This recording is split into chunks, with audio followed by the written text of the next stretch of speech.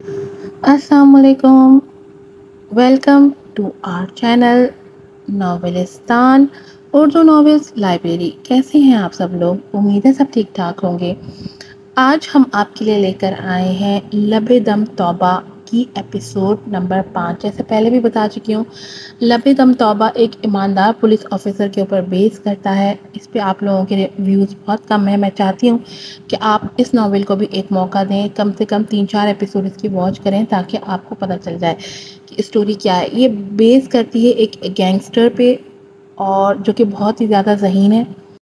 देखते हैं गैंगस्टर की जीत होती है कि एक ईमानदार पुलिस वाले की जीत होती है।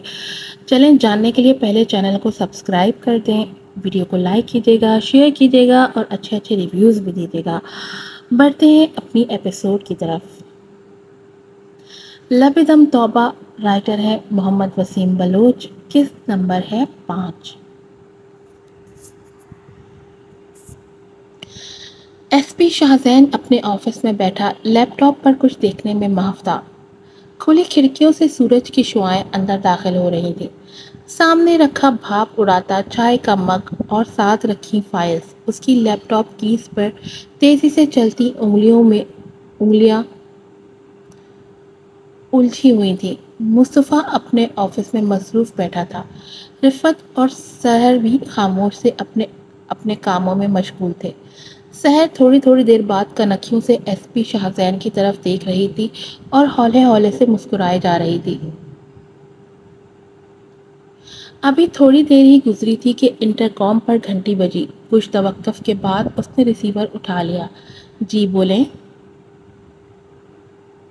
शाहजैन ने नरम लहजे में दरियाफ्त किया था। सर, कोई लड़की आपसे मिलना चाहती है। उनका कहना है कि कोई अहम बात करना चाहती हैं, इसलिए मिलना ज़रूरी है। दूसरी तरफ से इस्तकबालिया पर मौजूद शख्स ने मुताल्ला किया था। शाहजैन ने कुछ देर सोचने के बाद उसे अंदर बुला लिया था और लैपटॉप को बंद करते हुए फाइल उठा दराज में रख दी थी। और दूसरी तरफ रिफत और सहर ने पलटकर एक दूसरे को देखा था। कुछ देर बाद एक लड़की ऑफिस में दाखिल हुई जिसका कद दरमियाना और रंगत गोरी थी, जबकि चेहरे पर एक खूबसूरत मुस्कुराहट थी। घुंघराले बाल जो ऊंची पोनी में कैद थे और कानों में टॉप्स पहने जो शायद नजर ना आते क्योंकि वो मूंग के दाने के बराबर थे, लेकिन वो डायमंड्स थे जो दूर से ही अपनी तवज्जो अपनी तरफ खींच रहे थे।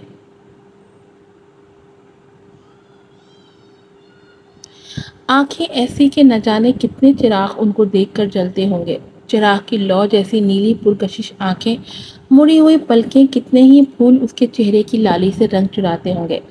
गाल मोतिये और चंबेली जैसे, होंठ जैसे गुलाब की पत्तियां काट कर तराशे हों। ढीला सा बटनों वाला कुर्ता जो कि पीच कलर में था, जिस पर वाइट स्कार्फ मफलर की सूरत में लिया गया था। गर्दन का तिल वाज़ेह नजर आ रहा था और कॉलर के बटन भी साफ दिखाई दे रहे थे। एक हाथ पर बेशकीमत घड़ी बंधी हुई थी, जबकि दूसरे पर नाजुक सा ब्रेसलेट पहन रखा था। और सबसे अजीब बात यह थी कि उस लड़की ने कुर्ते के नीचे सफ़ेद रंग के जॉगर्स पहन रखे थे। एसपी शाहजैन ने पेशा वराना मुस्कुराहट लबों पर सजाए सलाम का जवाब देने के बाद उसको हाथ के इशारे से सामने सीट पर बैठने के लिए कहा था और ख़ुद उसकी तरफ मुतवज्जा हुआ था।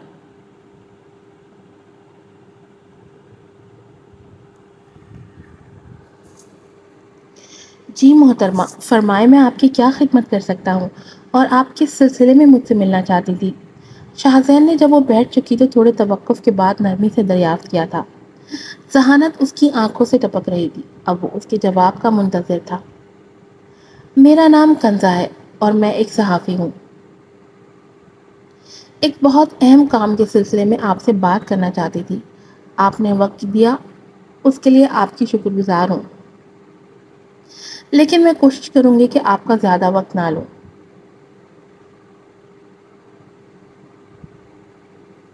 अपना मुख्तसर तारुफ करवाने के बाद उसने एसपी साहब के सामने अपना जॉब कार्ड भी मेज़ पर रख दिया था, जिस पर नज़र डालते ही एसपी मुस्कुराया था, लेकिन उसके तासुरात में कोई फ़र्क नहीं आया था। ایسا اکثر ہوتا رہتا تھا کہ کوئی نہ کوئی صحافی کسی نہ کسی کام کے سلسلے میں ان کے پاس آتے رہتے تھے، لیکن سامنے بیٹھی لڑکی ان سب سے منفرد لگ رہی تھی، باوقار اور پر اعتماد بھی۔ جی مس کنزا، آپ کس سلسلے میں بات کرنا چاہتی ہیں؟ ممکن ہے میں آپ کی کچھ مدد کر سکوں؟ شاہزین نے مسکراتے ہوئے جواب میں کہا تھا۔ اس کی آنکھوں کی چمک مزید بڑھی تھی، یوں جیسے اس نے کسی نایاب شے کو پا لیا ہو۔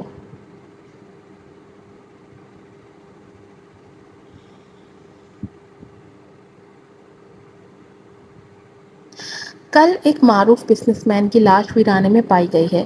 شاید کچھ نامعلوم افراد نے ان کو قتل کر کے ویرانے میں پھینک دیا تھا۔ میں جاننا چاہتی ہوں کہ وہ نامعلوم افراد کب تک نامعلوم ہی رہیں گے۔ پولیس کی تحقیق اس کیس میں کہاں تک پہنچی ہے؟ کنزا نے کہتے ہوئے سوالیہ نظروں سے ایس پی صاحب کی طرف دیکھا تھا، جبکہ شاہزین بڑے تحمل اور توجہ سے اس کو سن رہا تھا۔ اس کے سوال پر ایس پی شاہزین مسکرایا تھا۔ پولیس قاتلوں کی تلاش میں ہے، آپ کو فکر کرنے کی ضرورت نہیں ہے۔ پولیس کی تمام تر ہمدردیاں مقتول کے لیے ہیں۔ قاتل بہت جلد قانون کی گرفت میں ہوں گے۔ شاہزین نے پرسکون لہجے میں جواب دیا تھا، لیکن مجھے مقتول سے کوئی ہمدردی نہیں، بلکہ میں تو خوش ہوں کہ وہ عبرتناک موت سے دوچار ہوا۔ ایسے لوگوں کا یہی انجام ہونا چاہیے۔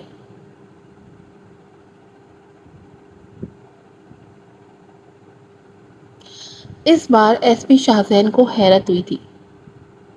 وہ ابھی تک سمجھ نہیں پایا تھا کہ یہ لڑکی کس وجہ سے اس سے ملاقات کی خواہش مند تھی۔ آخر آپ کہنا کیا چاہتی ہیں؟ کھل کر بات کریں۔ شاہزین نے بغور اس کا جائزہ لیتے ہوئے سوال پوچھا تھا۔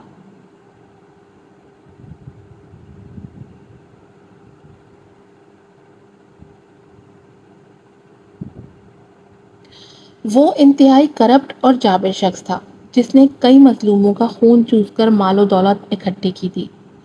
اس کے کئی جوئے کے اڈے تھے، جن میں منشیات کا کاروبار عروج پر تھا۔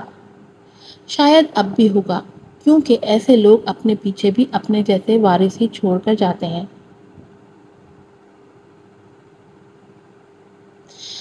کنزا نے تنفر سے بتایا تھا، اور اس کے چہرے کی چمک سے اندازہ ہو رہا تھا کہ اس شخص سے کتنی شدید نفرت کرتی تھی کہ وہ اس کی موت پر یوں شاداں ہے۔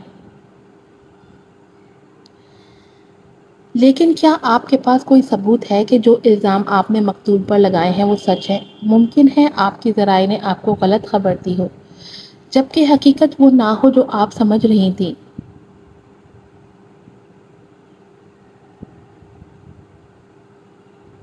شاہزین نے ایک بار پھر پوچھا تھا۔ ثبوت؟ ایک دو لمحے کے لیے وہ چپ ہوئی تھی۔ اس کی رنگت زرد پڑی تھی۔ اس کے چہرے کی چمک ایک لمحے کے لیے مان ہوئی، جیسے کسی نے بڑی بے دردی سے اس کے سارے رنگ نچوڑ لیے ہوں۔ اس کے رنگ ایک دم سے پھیکے پڑنے لگے تھے۔ اس کی پرکشش بڑی نیلی آنکھوں میں اذیت دکھائی دینے لگی تھی۔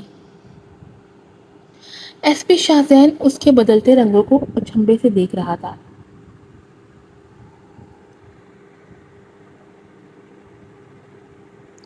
ثبوت آپ کے سامنے ہے ایس پی صاحب۔ خاموشی کی چند ساعتوں کے بعد وہ کرب سے دوبارہ گویا ہوئی تھی۔ میں سمجھا نہیں۔ شاہزین کا دماغ ابھی تک اٹکا ہوا تھا۔ جو خاندان اس کے ظلم و ستم کا شکار ہوئے، ان میں سے ایک میں بھی ہوں، جس نے اس کے ظلم کو برداشت کیا ہے۔ میں وہ سب کیسے بھول سکتی ہوں؟ اس نے بوجھل سے لہجے میں جواب دیا تھا۔ شاہزین نے تعصب سے اسے دیکھا تھا۔ شاہزین کو اس سے ہمدردی ہوئی تھی۔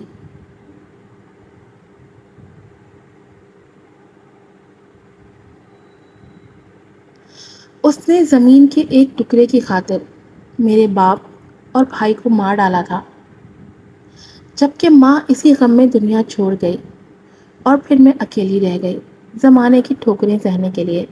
کسی نے میرا ساتھ نہیں دیا تھا۔ اس کی آنکھیں کسی بنجر صحرا کی طرح لگ رہی تھی، لیکن میں نے ہمت نہیں ہاری۔ بہت بھاگ دوڑ کی، بڑے بڑے سیاستدانوں کے پاس گئی کہ وہ مجھے انصاف دلائیں۔ پولیس سے بھی مدد مانگی، لیکن کوئی بھی اس ظالم سے مجھے انصاف نہیں دلا سکا تھا۔ مجھے میرا حق نہیں ملا کیونکہ حق صرف اس کو ملتا ہے جس کے پاس طاقت ہوتی ہے، اور میرے پاس کوئی طاقت نہیں تھی۔ تب سے میں نے سوچ لیا تھا کہ صحافت میں آ کر ایسے بے رحم لوگوں کے چہروں پر سے نقاب اتاروں گی۔ اپنے قلم کو اپنی طاقت بنایا۔ اب اس ظالم کی موت کی خبر سنی تو میری روح کو کچھ سکون ملا ہے، جیسے مجھے میرا انصاف مل گیا ہو، اور میری شدید خواہش ہے کہ اس جیسے دوسرے لوگوں کا انجام بھی ایسے ہی عبرتناک ہو۔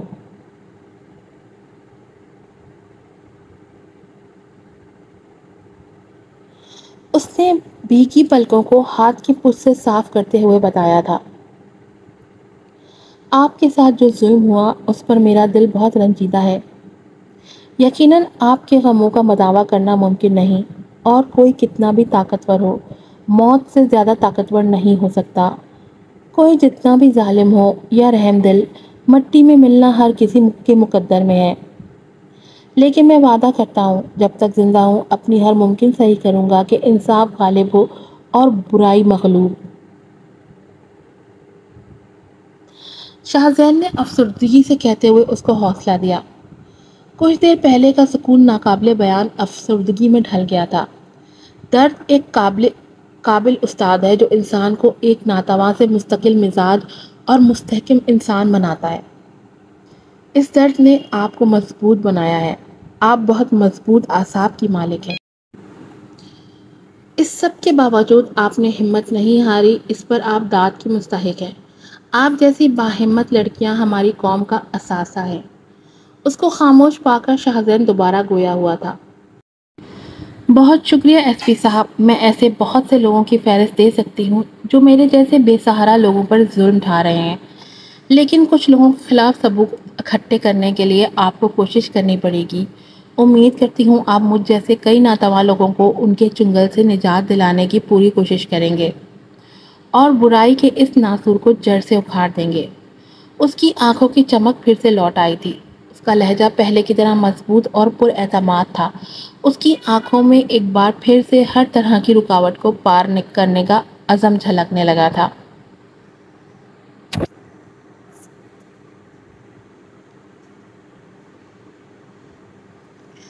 دریچے سے جھانکتی وہ لڑکی عجیب دھک سے بری ہوئی ہے کہ اس کے آنگن میں پھول پر ایک نیلی تتلی مری ہوئی ہے۔ کبھی اذانوں میں کھوئی کھوئی، کبھی نمازوں میں روئی روئی، وہ ایسے دنیا کو دیکھتی ہے کہ جیسے اس سے ڈری ہوئی ہے۔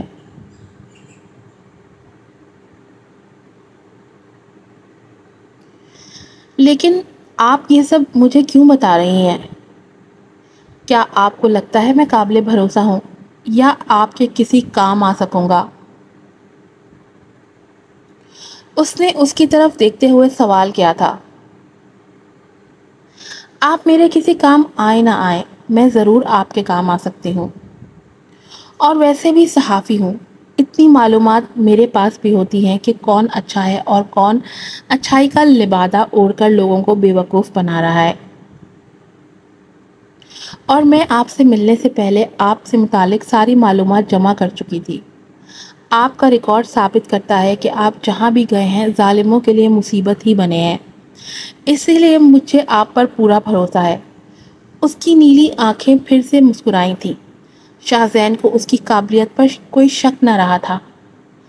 مجھے یقین ہے کہ آپ کراچی کو کرچی کرچی کرنے والوں کو عبرت کا نشان بنا دیں، اور میں اس مشن میں اپنا مثبت کردار ادا کرنا چاہتی ہوں۔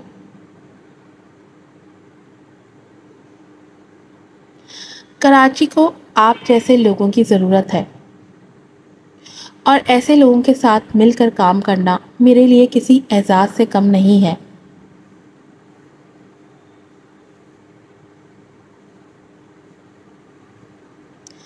کنزا نے شاہ زین کی طرف دیکھتے ہوئے ایک عزم سے کہا تھا، دعا کرتا ہوں کہ آپ کبھی مایوس نہ ہوں اور اللہ مجھے حق کے راستے پر چلنے کی توفیق عطا فرمائے۔ شاہ زین نے اثبات میں سر ہلاتے ہوئے جواب دیا تھا، اچھا اب مجھے اجازت دیں، زندگی رہی تو پھر کبھی مل کر کسی اچھے ہوٹل میں چائے ضرور پئیں گے، تب اور بھی بہت سی نئی چیزیں آپ کی منتظر ہوں گی۔ وہ اٹھتے ہوئے کہنے لگی تھی اور شاید اشاروں میں اگلی ملاقات کا مقام بھی طے کیا تھا۔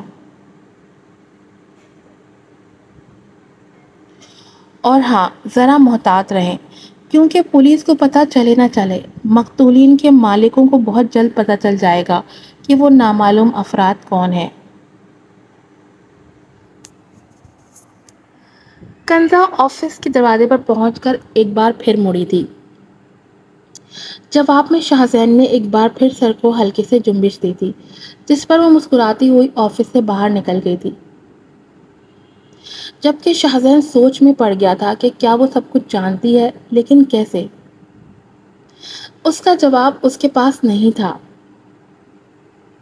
اس کے جانے کے بعد ایس پی شاہزین نے فوری طور پر مصطفیٰ کو اپنے آفس میں بلایا تھا۔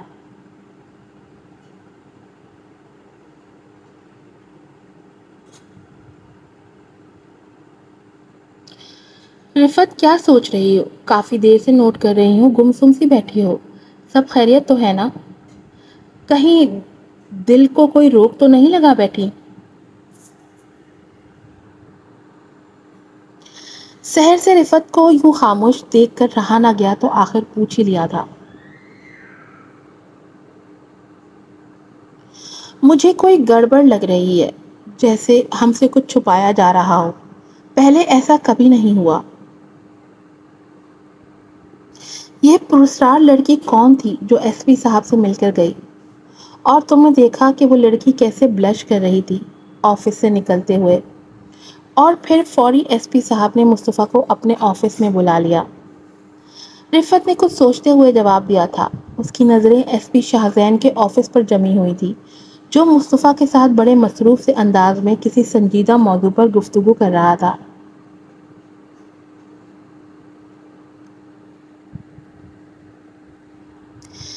کیا مطلب؟ میں سمجھی نہیں، تم کہنا کیا چاہتی ہو؟ سحر نے حیرانگی سے پوچھا تھا۔ تمہیں یاد ہے کل ایس پی صاحب اور انسپکٹر مصطفیٰ دونوں آفس سے غائب تھے بنا بتائے، حتیٰ کہ ان کے نمبر بھی بن جا رہے تھے، اور آج جب مصطفیٰ آفس آیا تو میں نے اس سے متعلق پوچھا تو اس نے بات ہی بدل دی۔ رفت نے آہستگی سے جواب دیا تھا۔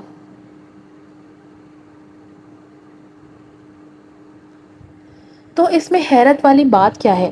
کوئی ضروری کام ہوگا، اس وجہ سے وہ ڈسکس نہیں کرنا چاہتے ہوں گے، سحر نے آرام سے جواب دیا تھا۔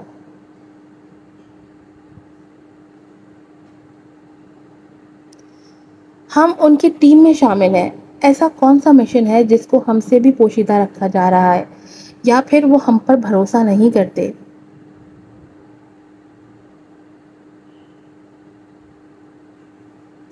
رفت کی سوئی ایک ہی جگہ پر اٹکی ہوئی تھی۔ اس کی چھٹی حس اسے کچھ غلط ہونے کا احساس دلا رہی تھی، لیکن ایس پی شاہزین بہت محتاط انداز میں کام کر رہا تھا۔ اب یہ تو ایس پی صاحب ہی جانتے ہوں گے کہ اصل بات کیا ہے، تم ان سے کیوں نہیں پوچھ لیتی؟ ویسے بھی اسی بہانے ان سے تھوڑی گپ شپ کرنے کا بہانہ بھی مل جائے گا، سحر نے اسے مشورہ دیا تھا۔ بکواس نہ کرو، تمہیں کیا لگتا ہے وہ خڑوس ایس پی مجھے بتا دے گا؟ اور دوسری بات، مجھے کوئی شوق نہیں ہے اس خڑوس سے گپ شپ لگانے کا، رفت نے منہ بسوڑتے ہوئے جواب میں کہا تھا۔ رفت اس لیے بھی پریشان تھی کہ ان کے گینگ کے ایک فرد کو کل بڑی بے دردی سے قتل کر دیا گیا تھا، اور اس سے متعلق کوئی نہیں جانتا تھا کہ وہ سب کون تھے۔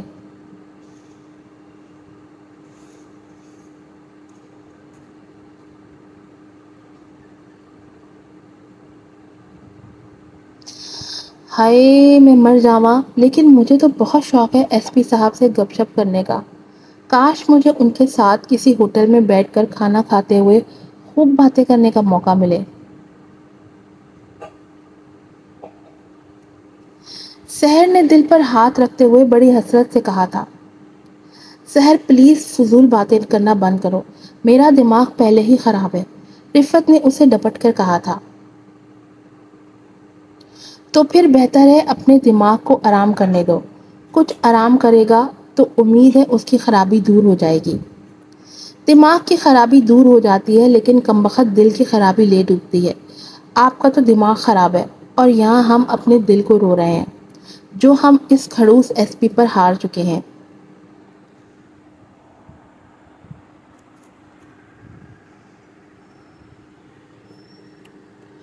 سحر نے بڑے سکون سے جواب دیا تھا تو رفت نے اسے گھور کر دیکھا تھا۔ تمہیں نہیں لگتا تم کچھ زیادہ ہی اوور ری ایکٹ کر رہی ہو؟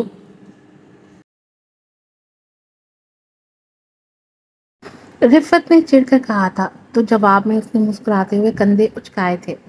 اوور ایکٹنگ کی دکان؟ رفت میں منہ میں بڑبڑائی تھی۔ مانتی ہوں کہ تم بہت شاطر ہو ایس پی شاہزین، لیکن میرا نام بھی رفت ہے۔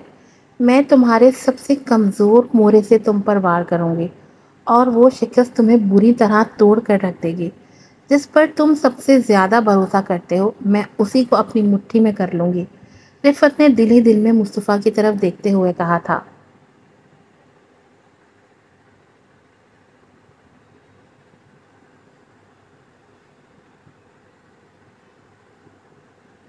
وہ بہت بڑے رقبے پر پھیلا ہوا سفید سنگ مرمر کا ایک خوبصورت 3 فلورز پر مشتمل بنگلہ تھا جو کہ کراچی کے بزنس ٹائکون شمشیر علی خان کی رہائش گاہ تھا، جس میں سینکڑوں ملازمین ہمہ وقت مستعد رہتے تھے۔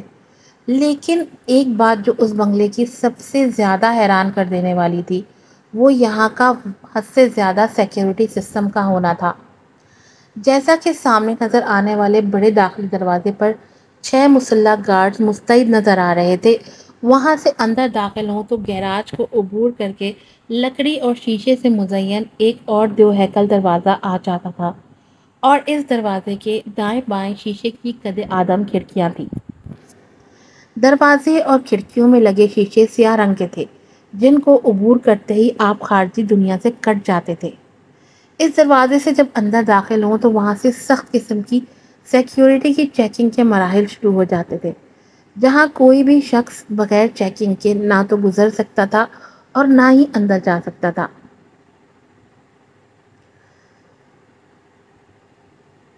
4 گارڈز جدید ٹیکنالوجی کے ذریعے آنے والوں کی چیکنگ پہ مامور تھے، حتیٰ کہ بنگلے سے باہر نکلنے والوں کی چیکنگ اس سے بھی زیادہ کڑی کی جاتی تھی، اور اس سلسلے میں شمشیر علی خان کے قریبی لوگوں کو بھی بخشش نہ تھی۔ اور اس سب کے باوجود بھی پورا بنگلہ سیکیورٹی کیمروں کے حصار میں تھا۔ یہاں تک کہ کوئی پرندہ بھی نظر میں آئے بغیر پر نہیں مار سکتا تھا۔ اس کے بعد سامنے سے سجائے گئے بڑے لان کو عبور کریں تو دوسری اور تیسری منزل کی بالکونیاں بخوبی واضح ہو جاتی تھیں، جو کہ بنگلے کی خوبصورتی کو مزید 4 چاند لگا رہی تھی۔ بڑا سا آنگن طرح طرح کے ملکی اور غیر ملکی پھول اور پودوں سے سجا ہوا تھا جو کہ بہت خوبصورت نظارہ پیش کر رہے تھے۔ ہری بیلوں نے آسمان کو چھوتی دیواروں کو پوری طرح سے ہریالی سے ڈھانپ رکھا تھا، یوں لگتا تھا کہ دیواریں سیمنٹ اور اینٹوں کی نہیں بلکہ سبز بیلوں کی بنی ہوں۔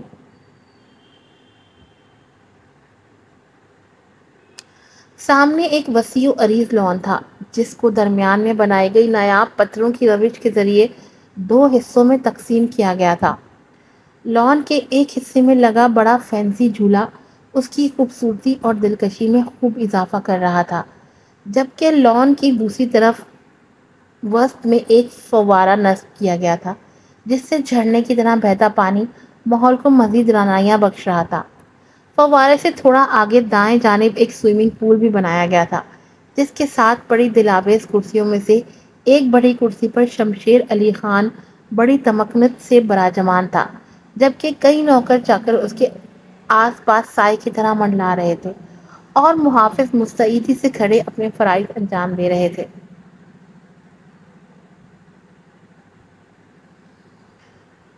نئے ایس پی کو دعوت نامہ بھجوا دیا تھا نا کہ آج رات کو ہمارے ہاں ہونے والی دعوت میں اس کا شرکت کرنا کتنا ضروری ہے؟ شمشیر خان نے اپنی بڑی سی مونچھوں کو تاؤ دیتے ہوئے سوال کیا تھا۔ اس کی عمر 50 سے 60 سال کے لگ بھگ تھی، لیکن اچھی صحت اور فٹنس کی وجہ سے وہ اپنی عمر سے کئی سال چھوٹا لگتا تھا۔ 6 فٹ کے قریب قد، اچھی صحت اور بڑی بڑی مونچھیں اس کی دہشت میں اضافہ کر رہی تھی۔ جی خان صاحب، بھجوا دیا تھا۔ انہوں نے دعوت میں شرکت کرنے کی یقین دہانی کروائی ہے۔ اس کے سامنے مؤدب کھڑے ملازم بہادر نے فوری جواب دیا تھا۔ وہ بہت شاطر پولیس آفیسر ہے، اس لیے اس کو قابو کرنا بہت ضروری ہے، ورنہ مستقبل میں وہ ہمارے لیے خطرہ بن سکتا ہے۔ جب وہ ہماری مٹھی میں ہوگا تو سمجھو کراچی ہماری مٹھی میں بند ہے۔ شمشیر خان توقف کے بعد گویا ہوا تھا۔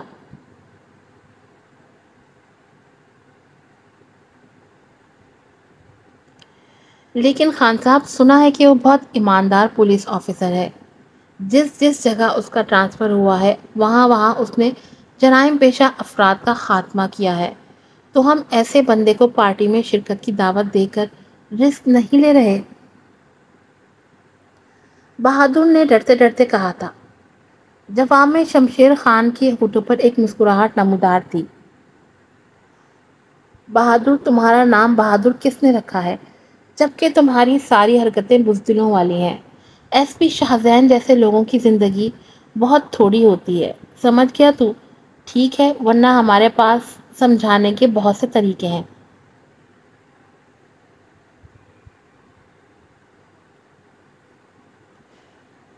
ہمارے پاس سمجھانے کے بہت سے طریقے ہیں، شمشیر خان نے لاپرواہی سے جواب دیا تھا، اور بہادر نے مزید کچھ بولنے سے گریز کیا تھا، کیونکہ وہ جانتا تھا ضرورت سے زیادہ بولنے والا پھر ہمیشہ کے لیے خاموش ہو جاتا ہے۔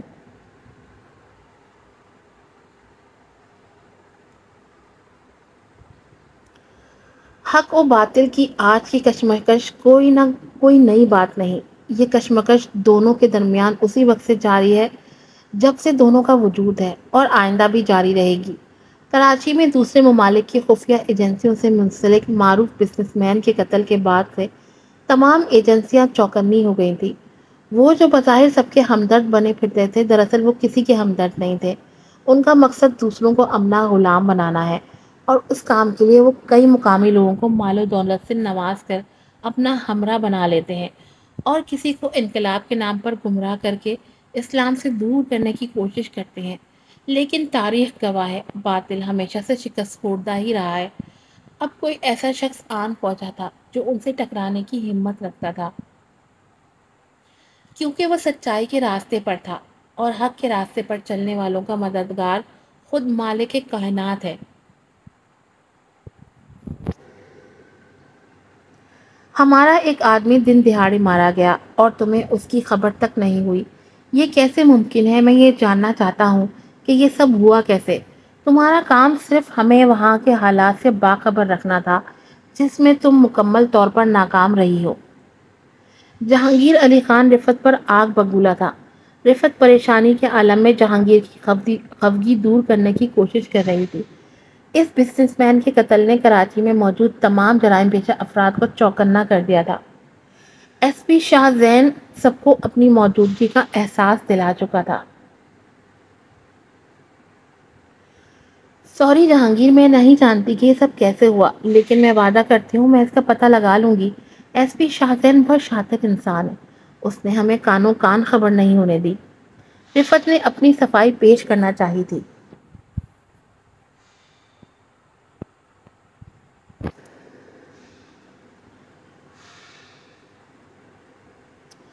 اگر وہ بندہ ایس پی شاہ زین نے مارا ہے تو اس کا مطلب ہے وہ اس سے تمام معلومات لے چکا ہوگا، اور تم اچھے سے جانتی ہو یہ سب ہمارے لیے کتنا خطرناک ہو سکتا ہے۔ وہ پاکستان میں موجود ہمارے پورے نیٹ ورک کو تباہ کر دے گا۔ جہانگیر نے سرد لہجے میں کہا تو رفت کو اپنا وجود سٹ پڑتا محسوس ہوا تھا۔ وہ جہانگیر کے غصے سے واقف تھی، وہ کچھ بھی کر سکتا تھا۔ دیکھیں جہانگیر، ابھی کنفرم نہیں ہے کہ یہ سب شاہ زین نے کیا ہے، ہو سکتا ہے یہ سب ہمارا وہم ہو۔ رفت کے دل میں شاہ زین کے لیے نرم گوشہ پیدا ہوا تھا، اس لیے نہ چاہتے ہوئے بھی وہ جہانگیر کے سامنے اس کا دفاع کر رہی تھی۔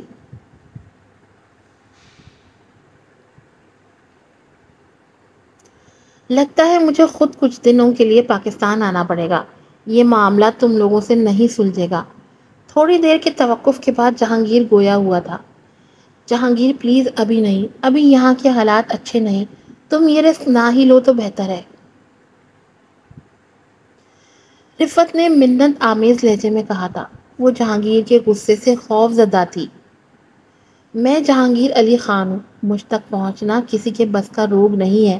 جب تک جہانگیر خود نہ چاہے کوئی اسے چھو بھی نہیں سکتا۔ اس لیے مجھے مت سمجھاؤ کہ مجھے کیا کرنا ہے اور کیا نہیں کرنا۔